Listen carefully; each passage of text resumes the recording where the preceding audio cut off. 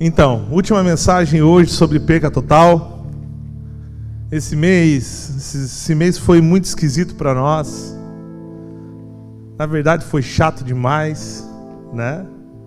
Eu me silenciei um pouco, fiquei muito reflexivo, né?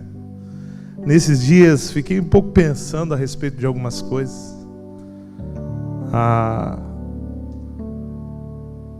Eu sinceramente, né, como eu estava pensando, eu não sabia como agir, eu não sabia como me comportar. Fui conversar com a minha avó de 80 anos, se ela podia me dar uma dica de como é que é viver um pouco assim, com restrições. E ela falou assim: meu filho, em 80 anos de vida eu nunca vivi isso. Eu nunca tive que ficar trancado dentro de casa, eu nunca tive que ficar me resguardando de um monte de coisa. E na real ninguém sabe como é que é ficar dentro de casa. Ninguém sabe o que fazer. Ninguém tem uma ideia fixa. Ninguém tem uma ideia real. Ninguém estava preparado para isso. Mas nesses dias, o que eu mais tenho atendido são pessoas com crise de ansiedade, até com o início de crise de pânico, porque as pessoas tiveram que parar e elas não sabem parar. E é muito triste isso, quando a gente não sabe como se comportar em um momento como este, de parada total. Essa parada nos fez talvez olhar um pouquinho mais para dentro de casa e nos importar um pouquinho mais com quem mora com a gente. Nos obrigou a conversar um pouquinho mais com a turma lá de dentro de casa. Talvez a gente nunca teve tanta discussão de relacionamento como a gente teve nesses dias. Uma impaciência, querendo ir para um shopping, querendo ir para um cinema, querendo ir para um restaurante. Mas a grande pergunta é... Isso não tem nada a ver com o que eu vou pregar, tá? Só que eu preciso falar isso. Mas a grande pergunta é, afinal de contas, o que Deus está querendo fazer com esse negócio todo? Por que Deus permitiu isso acontecer com toda a humanidade? Essa é a grande pergunta. Por que Deus fez a gente ficar trancado? Uma galera morrer, apesar de morrer uma galera todos os dias no mundo inteiro por várias coisas. A sorte de vocês, azar o meu, a obesidade é o que mais mata no mundo hoje. Mas o que fez essa galera ficar dentro de casa? Por que Deus fez isso? Quando você começa a ler um pouquinho em Mateus sobre o início das dores, Jesus falou que haveria grandes epidemias. Parte da terra ia ser atacada com grandes epidemias. O problema é que a igreja se deparou com um momento onde ela descobriu que nós não estamos totalmente confiando no Senhor. Onde a dependência do nosso braço ainda fala muito mais alto do que a verdadeira dependência em Jesus. Sabe que as pessoas estão aflitas? Porque as pessoas pararam de que realmente toda a confiança delas estava no bolso. Estava no recurso, estava no quanto eu tenho no banco, estava no dinheiro. Aí chegou uma doença onde pega o rico, pega o pobre, pega o miserável, pega qualquer um, pega o bonito, pega o feio, está pegando mais o velho. Aí a gente começa a entrar em pânico. Porque a gente viu que a gente não consegue ainda confiar totalmente no Senhor. A gente não conseguiu ainda compreender a dimensão de confiar no Senhor. Existe uma grande diferença entre você estar com Jesus e Jesus estar no controle da sua vida. Quando você aceita Jesus, Ele chega para você, você para o seu carro no meio de uma rodovia muito movimentada, onde várias pessoas estão indo para a praia. Jesus está no acostamento. Aí você para o seu carro, aí você fala assim: Jesus, eu estava escutando na rádio agora, eu descobri que eu preciso dar carona para você. Aí Jesus fala assim: não, na verdade é necessário que você entregue a sua vida para mim. Aí você olha para Jesus e fala assim: Jesus, entra no carro. Aí Jesus fala assim: não, se você quer entregar a sua vida para mim, quem dirige sou eu. Aí você começa a entender que deixar Jesus entrar no seu carro e deixar Ele dirigir o seu carro tem uma diferença muito grande. Daí Jesus olha para você e fala assim: eu tenho uma novidade para te contar. Esse carro que você cuidou por muito tempo na sua vida nem é seu, é meu. E sendo meu, você enfiou um monte de coisa no seu porta-mala que você nem deveria estar carregando. Abre o porta-mala. Aí ele começa a tirar um monte de coisa de trás do seu porta-mala. Coisas que você carrega por muito tempo, como brinquedo de estimação. Aí você, muito contrariado, deixa Jesus entrar e dirigir o seu carro. E você vai, Jesus, toca em frente. Jesus fala: não, a gente vai dar meia volta e seguir outro caminho. E o mais legal, a gente vai entrar na contramão. A gente vai ter que esbarrar contra os carros. A gente vai ter que estragar esse carro seu, porque você terá confrontos aqui. E essa é a vida com Jesus. Uma vida de total dependência e risco de morte iminente. Mas Ele não vai deixar você sofrer um arranhão, porque Ele é muito top na boleia. Vocês estão entendendo? Aí chega uma doença miserável, inventado pelo zóio puxado, e tenta dizer para você e só mostrar para você que ainda você está dirigindo seu carro. E muitos estão descobrindo que Jesus nem está dentro dele. Vocês estão entendendo? E é muito importante você parar para pensar sobre isso. É muito importante. Porque isso, segundo a Bíblia que eu carrego, fala que é só o início de muita história aí para contar. Cara, vai ter muita adrenalina. Eu vou ter que aprender a conviver sem restaurante. É ruim que não dá para ver vocês rirem. Mas esse é o desafio da nossa vida. Cara, a gente vai ter que se adaptar. Mas tem uma coisa que a gente vai ter que realmente fazer força para se manter unidos. Unidos. Porque nós somos um corpo. Nós somos uma igreja. A Bíblia fala de uma noiva, composta por muita gente. E hoje nós vamos abrir lá em Colossenses 1, versículo do 9 até o 14. E Colossenses é muito maluco, porque Colossenses ele foi escrito por Paulo lá em Roma, quando ele estava por lá preso. A igreja de Colosso, que estava lá no Oriente, na Ásia Menor, igreja do Oriente. E Colossenses ele fala de Cristo como cabeça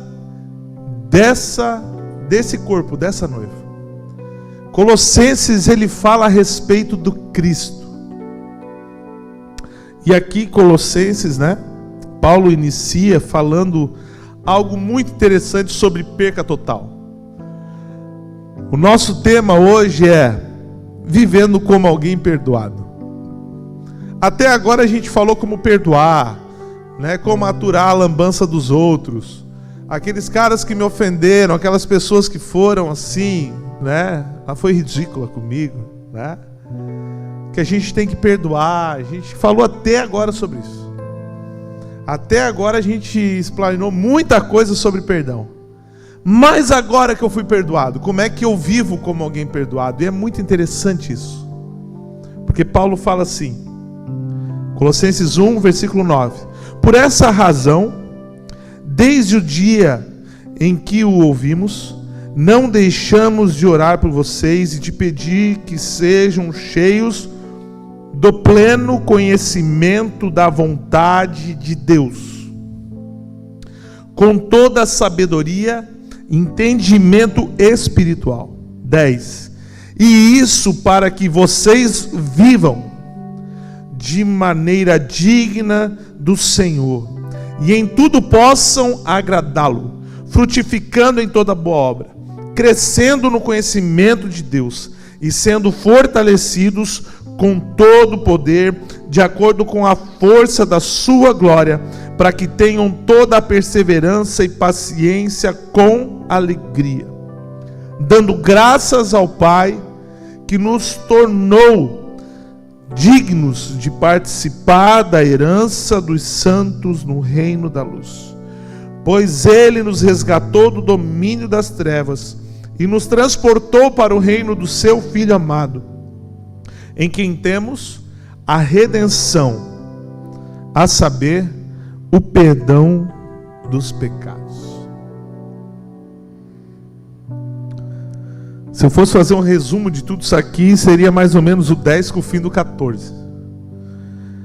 É para isso que vocês vivem de maneira digna do Senhor, a saber, em quem temos a redenção, a saber, o perdão dos pecados. Seria um bom resumão. Mas tem algumas coisas muito interessantes. Então Deus nos perdoou, e esse é o plano da nossa salvação. Olha ali para o 13 e para o 14. Ali está o plano da salvação. Jesus falou assim: pois Ele nos resgatou do domínio das trevas e nos transportou para o reino do seu Filho amado, em quem temos a redenção, a saber, o perdão dos pecados. Isso aqui resume tudo que nós falamos em 3 finais de semana sobre perdão. Ele nos perdoou. E quando Ele nos perdoou, Ele nos arrancou do reino das trevas e nos transportou para o reino da luz, junto com Ele. Esse foi o plano de resgate. A humanidade está toda perdida. Agora eu vou pegar essa igreja perdida, essa galera perdida, e vou dar a elas a propiciação para poder chegar no reino da luz, no reino de Deus. Como é que eu vou fazer isso? Através do perdão. E eu vou perdoá-los. Jesus, quando estava lá na cruz, Ele olha para todos os seus caluniadores, para todos os seus assassinos. Ele olha para a humanidade que matou Ele, e Ele fala o quê? Perdoa-os, Pai, porque eles não sabem o que fazem. Perdoa-os, Pai. Eles estão me matando, mas me perdoa-os, porque eles não têm noção do que eles estão fazendo. E esse foi o plano da salvação. Aí você conhece Jesus, numa manhã muito brilhante, ensolarada. Você viu que se encontrava vazio. Você viu que se encontrava só. E se encontrando em desespero, uma pessoa ligou para você e te convidou para vir na igreja. E você decidiu então entregar a sua vida para Jesus, porque entendeu que Ele poderia perdoar os seus pecados. E agora você conheceu Jesus. Mas por que que Ele perdoou os meus pecados? Mas por que que Ele queria manter um relacionamento comigo? Cara, afinal de contas, para que Jesus me perdoou?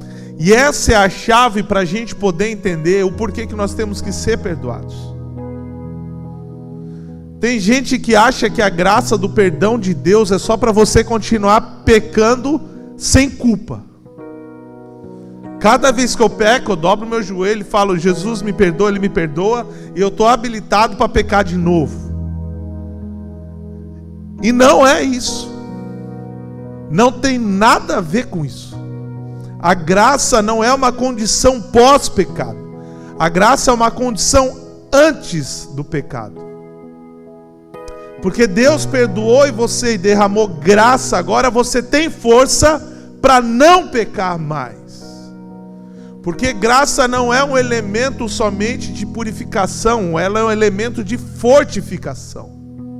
Ela te dá força, ela é uma ferramenta que te fortifica.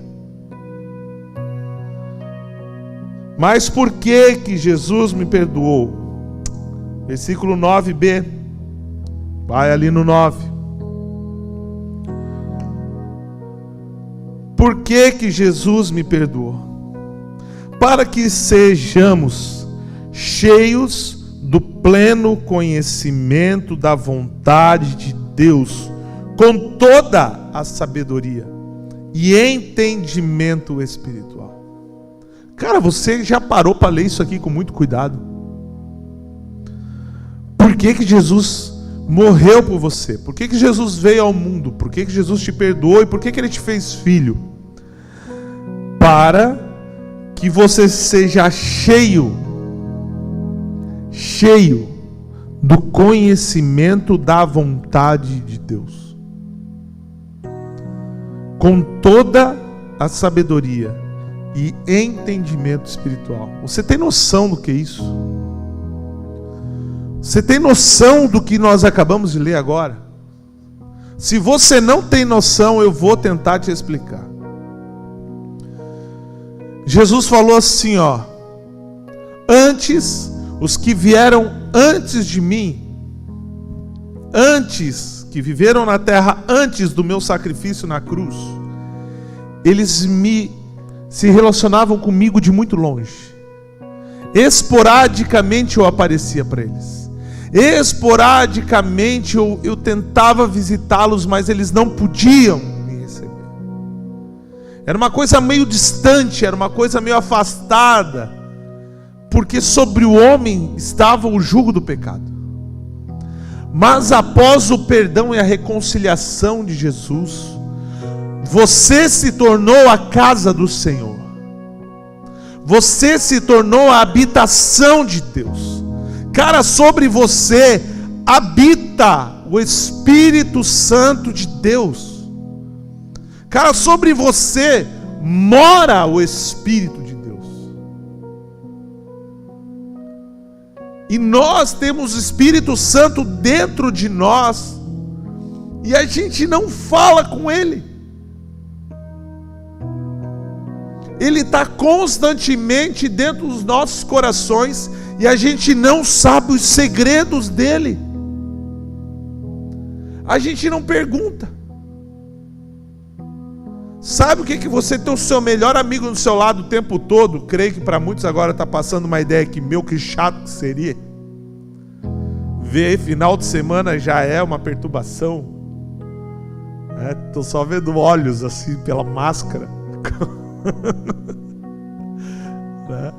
A gente ama o nosso melhor amigo, mas tem hora que é bom ele ir longe. Intimidade é uma desgraça. Mas o Espírito Santo, cara, ele está dentro de nós o tempo todo. E a gente não pergunta quais os planos dele. Espírito Santo, bom dia. Eu acordei, tu já estava acordado. Aliás, tu nem dormiu. Espírito Santo, e aí, qual que é o teu desejo para hoje? Alguém lembra do desenho do Pink Cérebro?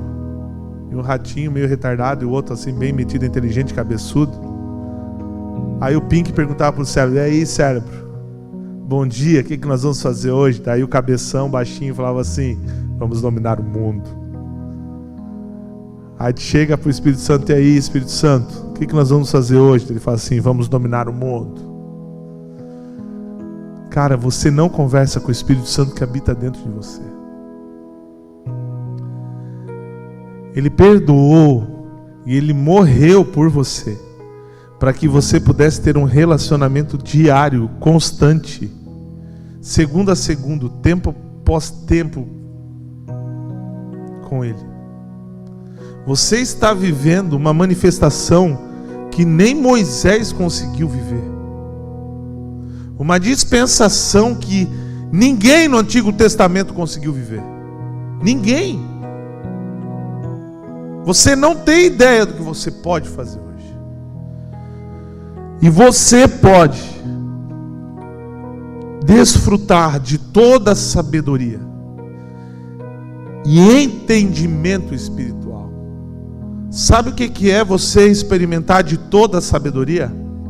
Sabedoria na palavra de Deus, na Bíblia, significa a palavra de Deus. Quando você vê Provérbios, e Provérbios está o tempo todo falando de sabedoria, ele está falando daquilo que foi escrito e deixado para você. É sobre isso, sobre isso. Os judeus chamam de sabedoria a Torá, e nós chamamos de sabedoria a palavra do Senhor, a Bíblia. E você tem como conhecê-la porque a palavra de Deus habita dentro do seu coração. A palavra de Deus, que é Jesus, ela habita dentro de você. A palavra viva vive dentro de você. E sabe o que você tem uma experimentação de tudo, de todo o poder espiritual? É o Espírito Santo habitando dentro de você, podendo te munir de um monte de ferramenta legal. Ele vai colocar sobre você tantos dons que você pode ser um cara extraordinário. Extraordinário. Ele vai começar a falar o que vai acontecer amanhã na sua vida. Sabe o que é maluco sobre tudo isso e tu ter vontade de comer no restaurante sem máscara, abraçando todo mundo, e isso parece hoje suicídio? É saber que eu não vou morrer amanhã, porque o Espírito Santo de Deus ainda não falou para mim. Cara, ele não me falou. Porque tudo que aconteceu até hoje na minha vida, o Espírito Santo me alertou. Quando eu ia ser demitido de um emprego, o Espírito Santo falava lá, uma vez até falou para minha esposa. E até uma vez assim, eu estava tão bem naquela empresa que ele falou assim: tu vai ser demitido. Eu falei: para, não vou. Ela falou assim: olha, o Espírito Santo falou. Cara, 2 meses zeraram meus projetos. E eu falei: vixe, ele falou mesmo. E quando o cara me chamou para conversar, já vi aquilo no meu coração: hoje você vai ser demitido. Eu não fui pego desprevenido, porque o cristão que se relaciona, entende essa grandeza, ele não é pego desprevenido. Nada vai acontecer na sua vida se o Espírito Santo não deixar, se ele habita dentro de você. E se você tem convicção que você entregou o volante para ele.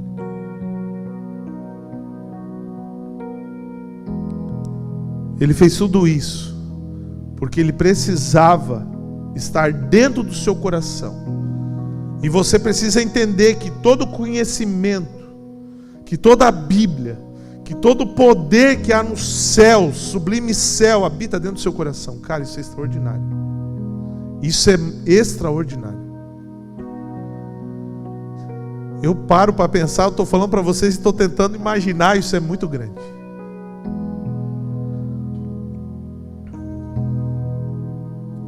E como faremos isso? Como que nós conseguiremos viver tudo isso? Versículo 10, 11 e 12 fala assim. E agora a gente entra na mensagem: vivendo como alguém perdoado. Vivam de maneira digna do Senhor, e sejam, e em tudo possam agradá-lo, frutificando em toda boa obra, crescendo no conhecimento de Deus, fortalecidos com todo poder, de acordo com a força da glória, para que tenham toda a perseverança e paciência com alegria, dando graças ao Pai, que nos tornou dignos de participar da herança dos santos no reino da luz.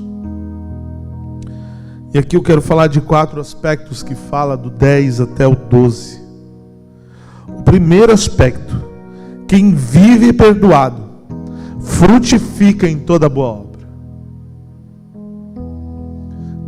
Se você vive como alguém realmente perdoado por Jesus, você vai frutificar em toda boa obra. É impossível você continuar sendo o mesmo se você compreendeu que você foi perdoado por Jesus naquela cruz. É impossível você continuar tendo o mal imperando no seu coração. Porque quando você entrega a sua vida para Jesus, o Espírito Santo de Deus entra no seu coração, automaticamente é colocada uma sementinha lá. E essa sementinha começa a germinar. E isso começa a gerar frutos. Lembra lá de Gálatas? Amor, gozo, paz, longanimidade, benignidade, bondade, fidelidade, mansidão, domínio próprio. Tudo isso vai começar a nascer dentro do seu coração. Júnior, antes eu não me importava com ninguém. Hoje, quando eu vejo vídeo de uma criança, eu choro. Júnior, veio uma menina lá no meu trabalho. A guria, sei lá, brigou com o namorado. E se fosse um tempo atrás, eu tava, se ferra, guria. E eu perguntei, meu Deus, amiga, como eu posso te ajudar? Posso orar por você? Você começa a ser a resposta para pessoas. Você começa a ser a resposta para pessoas que não têm o Espírito Santo dentro de si. E o nome disso é frutificar em toda boa obra. E quem não frutifica, Jesus Júnior, quem não frutifica ainda não entendeu o perdão de Deus. Quem não frutifica ainda não entendeu. Mas mais tarde eu vou falar sobre isso.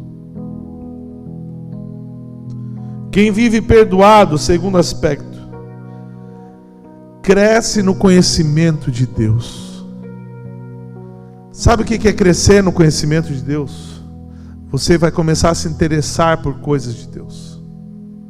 Você vai querer começar a saber a regra do jogo. Você quer saber realmente o que é a luz, o que é as trevas, o que é o mundo espiritual, que história é essa de dons, o que é os dons, o que é ministério. Antes de a gente se converter, a gente não sabe nem que isso existe, né? A gente sabe mal e mal que existe o dom do amor, porque a gente vê em umas músicas, é legal, mas a gente nem sabe. Mas quando você conhece Jesus, isso começa a agir dentro de você. Aí você chega num lugar assim, você começa a se sentir mal. Aí aquilo que você se sente mal a ponto de não conseguir ficar lá, você chega em casa e fala, meu Deus, o que aconteceu lá? Fui no cartório e me senti mal. Aí você abre a Bíblia e você lê que tem um dom chamado discernimento de espírito. E que aquele espírito que estava naquele lugar não combina com o que está vivendo dentro de você. E aquilo que está vivendo dentro de você repele aquilo.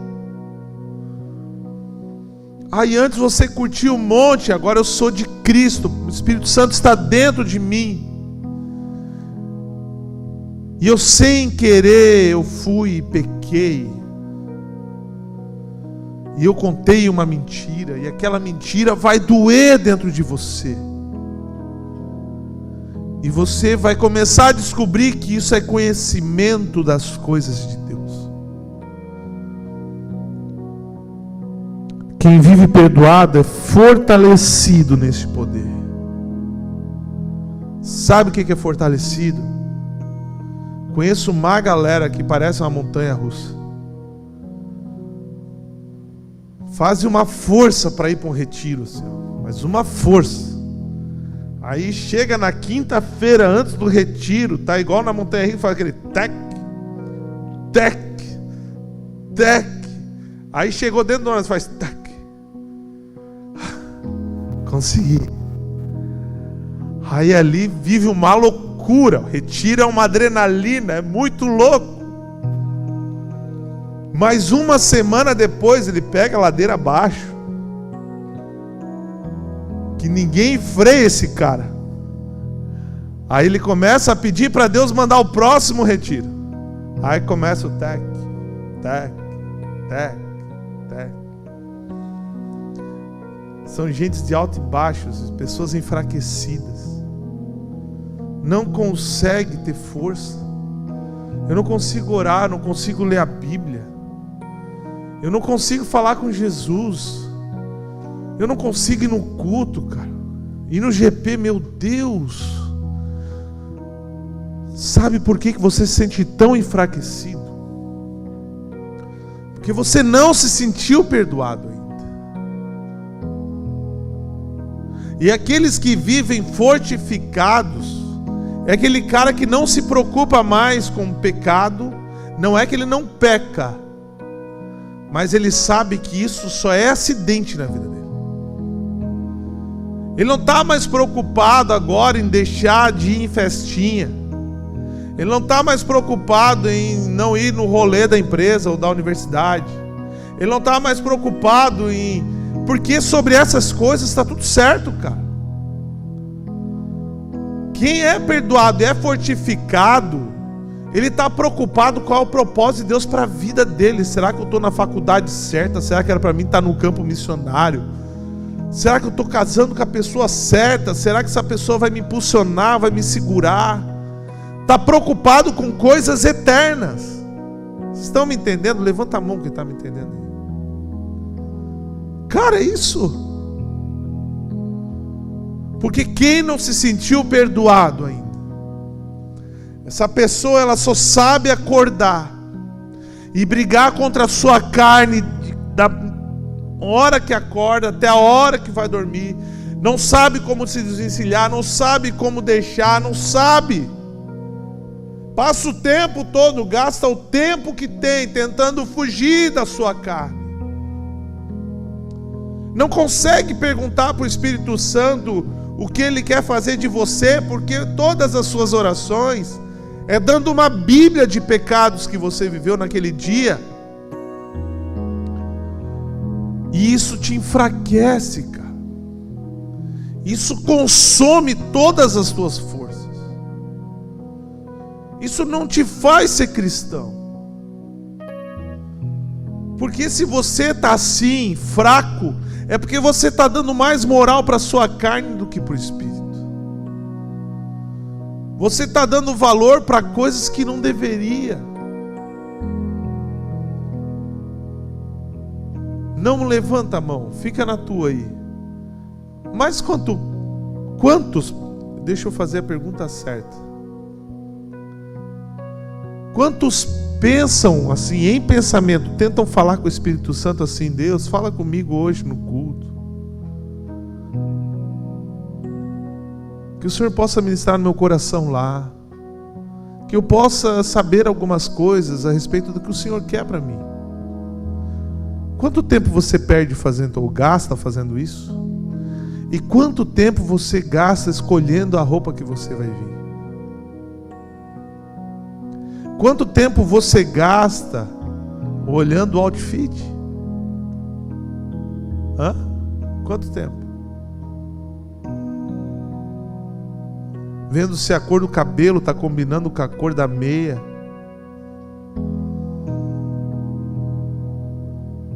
Isso não é atitude de quem é perdoado. Eu só estou falando, não estou querendo dizer que você não pode cuidar de você. Veja bem. Só que quem tem noção do que você carrega, você está ligado com ele. Eu acho muito legal, quem quiser ver testemunho do Rodolfo sobre tatuagem. Cara, eu acho muito legal aquele testemunho. Rodolfo fala assim, ó, na Bíblia eu cheguei à conclusão que não tem nada lá. Só que uma vez estava lá no espelho, olhando para minha tatuagem, vendo em qual lugar do corpo eu ia botar. E o Espírito Santo falou comigo assim: até quando tu vai ficar preocupado com isso e tu vai perguntar para mim sobre outras coisas? Para de pensar nisso, cara. Tá entendendo? o que o Rodolfo falou, cara, não tem nada a ver. O que tem a ver é onde é que está a tua cabeça, cara. Onde é que está o teu pensamento. Porque o que mais tem é gente hoje enfraquecida, em desespero, cara, em desespero. Morreu 2 em Santa Catarina. Parece que os 2 que morreram foram vizinho do cara, pelo tamanho do desespero. Esse tempo tem um que mora lá na Estrada Arataca, nem boi tem naquela rua, cara. Ele não vai no mercado com medo. Eu falei, meu Deus, cara, tu vai morrer. Se a gente não cuidar, a gente vai morrer. Não, tu vai morrer sozinho, de fome. Te liga, velho. Os caras novos, bonitos, com as bobagens. Vocês estão entendendo? Isso é atitude de quem tem o Espírito Santo dentro de si. Cara, o próprio Deus mora dentro do seu coração. Quando você começa a ficar distraído, você pega a cruz de Cristo e dá um chute para muito longe. Quando a Bíblia fala assim, melhor que você não tivesse conhecido a história da cruz, melhor que você nunca tivesse nem pisado numa igreja. Porque pior é você ter ouvido, você ter entendido e você dar um chute na cruz, jogando ela para um lado tão longe da tua vida, se achando crente. Eu estou lendo um livro, Movido pela Eternidade. Esse livro está me dando cada tapaço na cabeça, que eu falo, meu Deus do céu, não sei se eu sou crente. Cara, é demais isso. Nós vamos ter uma vida eterna. Ponha isso na sua cabeça. Você vai viver eternamente. Ou vai ser no céu, ou vai ser no inferno. Se você entendeu aquilo que eu preguei hoje, você vai viver eternamente no céu. Se você continuar gastando energia em viver lutando com e vivendo com a sua carne, você vai viver no inferno.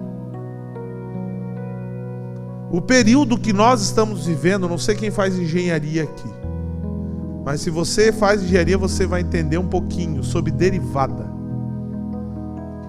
A vida que nós temos aqui é um ponto infinitesimal comparado à eternidade. Você sabe o que é isso? Se você olhar o tempo que você viveu, 100 anos aqui na Terra, comparado à eternidade, você não consegue medir esse tempo na eternidade. E a compreensão disso, ou mais próxima disso, é entender que esse mundo é um período gestacional. É o período da criança dentro da barriga da mãe. Mas tem criança na barriga da mãe que gostou do útero. Colocou penduricalho, comprou carrão, comprou casão, cuidou só de si, achando que nunca ia sair do útero. Achando que o útero era o lugar da eternidade. Só que quando essa criança for parida, quando essa mãe der a luz para essa criança, o que vai ser dela? Tem gente que está gostando do útero, cara. Tem gente que está gostando da vida aqui. Não caia nessa mentira. Jesus te perdoou de todos os pecados. Viva como alguém perdoado. Comece a prestar atenção se você está frutificando. Preste atenção no teu crescimento, no conhecimento de Deus. Se fortifique. Somos fortificados para que tenhamos perseverança e paciência com alegria. Se você é fortificado, você vai perseverar. E você vai ter paciência com alegria. Eu gosto muito da palavra perseverança. Quando você pega a etimologia dessa palavra, perseverança, ela fala assim, ó, por severidade. Por severidade. Não está falando que é fácil. Perseverança não é fácil. Mas é você compreender que mesmo por esse caminho de severidade, você vai permanecer em Cristo. E você vai saber tudo aquilo que Ele tem para você. Sobre o que eu andei pensando nesses dias. Jesus falou do princípio das dores. Mas Ele também falou que nos últimos dias Ele derramaria um grande poder sobre toda a igreja. Sobre toda a igreja. Agora, que poder o Espírito Santo vai derramar sobre a igreja? O poder do céu que vai abalar o mundo. O mundo vai conhecer Jesus. Agora a segunda pergunta é: quem é a igreja? Quem é a noiva que Jesus irá usar nesses dias? É aquela que se preocupa somente consigo. É aquela que somente cuida do seu outfit. É aquela que cuida das suas redes sociais. Cara, para mim, na minha Bíblia fala que essas são aquelas que tinham pouco azeite na botija. Para quem sabe da parábola das 10 virgens. Essa não é a noiva que vai entrar com Jesus. Se liguem nisso. Se liguem. Tem uma galera que não veio hoje. E eu respeito a decisão de cada um de ficar nos seus lares. Até porque tem pessoas aqui que moram com idosos e realmente tem que dar uma cuidada. Só que eu me preocupo com aqueles que não vieram aqui e também não chegaram diante de Deus nas suas casas. Aqueles, na verdade, que não estão nem aí para Deus. Aqueles caras que, se você não chamar ele e falar assim, cara, lê a Bíblia, ele fala assim, esquece. A minha preocupação é com essa galera. Sabe? Ficar mandando orar, ficar mandando jejuar, ficar mandando ler a Bíblia. Cara, sinceramente, não cabe isso para nós. Não cabe isso para nós. Não cabe. Sabe por que não cabe? Porque a gente não precisa ficar pedindo para vocês usarem algumas coisas. Não precisa. Né?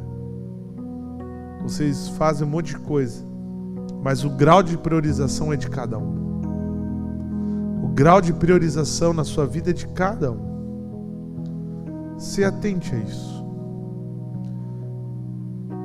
Hoje nós estamos recomeçando. Começamos o ano empolgadaço. Tava muito legal e a gente vai fazer ficar muito legal de novo. Só que eu não quero um número de gente. Eu não estou nem preocupado com quantas pessoas estão aqui. Pedi para contar ali até para a gente ter uma ideia de quem faltou, de quem não faltou. Porque está tudo meio afastado de longe, a gente não consegue ter uma percepção de gente, de quantidade de pessoas. Mas, cara, não estou preocupado. Estou preocupado é com a vida de vocês. Porque tem 3 coisas que eu vou ser cobrado de Deus. Primeira coisa é o que eu fiz com o coração da minha esposa. A segunda coisa foi o que eu fiz com o coração das minhas filhas. E a terceira coisa que Jesus vai me cobrar é o que eu fiz com o coração da noiva dele que ele deu para me cuidar. E eu então não estou preocupado com o número de pessoas. Eu estou preocupado com as pessoas que Jesus deu para mim cuidar. E Jesus um dia, ele falou que eu cuidaria do seu coração. Eu não vou amputar você. Eu não vou te machucar. Eu não vou te trair. Confie em mim como seu pastor. E se eu falo que você precisa prestar atenção nas coisas espirituais, por favor, preste atenção. Eu não tenho como rasgar o seu peito e enfiar um Jesus Cristo lá dentro. Mas eu tenho como orar por você e pedir para que Jesus te ajude. Tem um exercício que os romanos fazem, que é o exercício da hombridade, que eu acho muito massa. O escudo romano, ele cobria dos pés à cabeça. E quando eles estavam em batalha, eles colocavam ombro com ombro. E eles formavam uma muralha. E se algum desses soldados era atingido, por eles estarem tão próximos e com os ombros tão pressionados, eles não conseguiam cair. Eles se mantinham de pé mesmo machucados.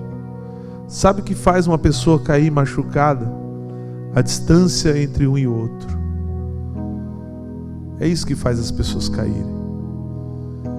Tem um monte de gente caindo no nosso meio, sabe por quê? Nós não estamos grudados. Ainda estamos cuidando muito da nossa vida. Viva como alguém perdoado. Fique de pé. Fica de pé nessa hora. Quero orar por você.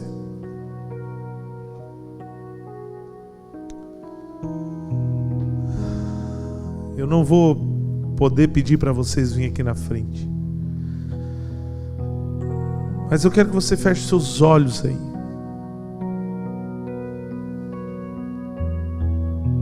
Feche seus olhos.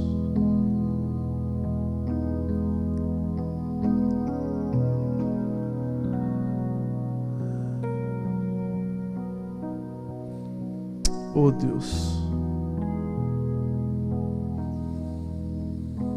é tão difícil, Deus. É tão difícil compreender a extensão da Tua palavra. A Tua palavra ela é tão simples. Tudo isso que nós pregamos hoje é a graça do Senhor revelada. A graça do Senhor nos fortificando para batalhar contra o pecado, contra a carne, contra os poderes do mal. A Tua graça, Senhor Deus, ela não serve para mim chegar diante de Ti após ter pecado e pedir perdão.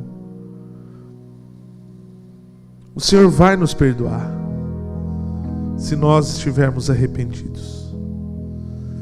A graça, ela vem, Senhor Deus, como uma força que nos prepara para lutar. Ela é uma arma contra o pecado. E Jesus, eu peço que o Senhor venha nos fazer viver como pessoas perdoadas. Pois o Senhor naquela cruz nos fez ser totalmente perdoados.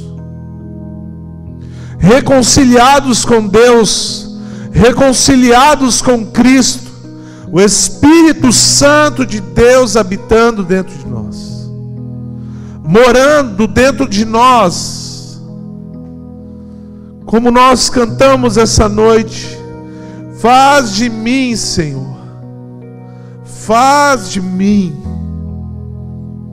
traz sobre mim vinho novo, Senhor. Mas o Senhor não coloca vinho novo em odres velhos. O Senhor não coloca vinho novo em recipientes velhos.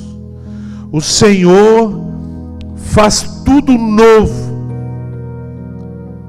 a fim de que sejamos alcançados à estatura, Senhor, da Tua noiva, imaculada, perfeita, Senhor, sem mancha. Jesus, venha sobre o nosso coração. Jesus, venha sobre a nossa vida.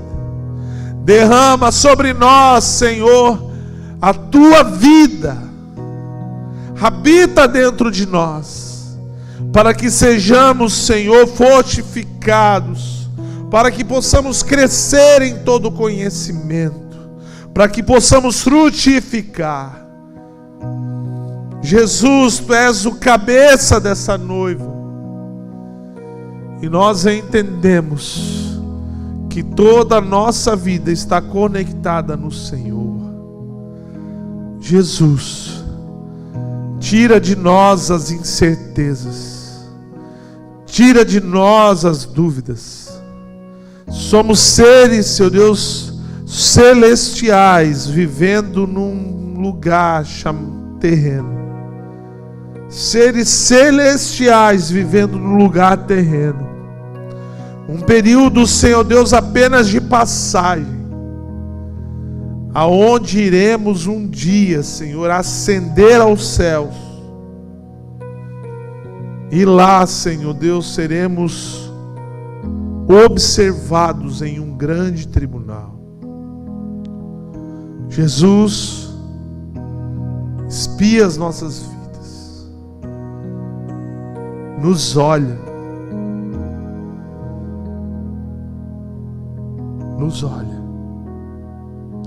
capacita a vida de cada um aqui, acende a chama, reaviva essa chama, enche do Teu poder, enche da Tua unção. É o que nós Te pedimos, é o que nós Te pedimos.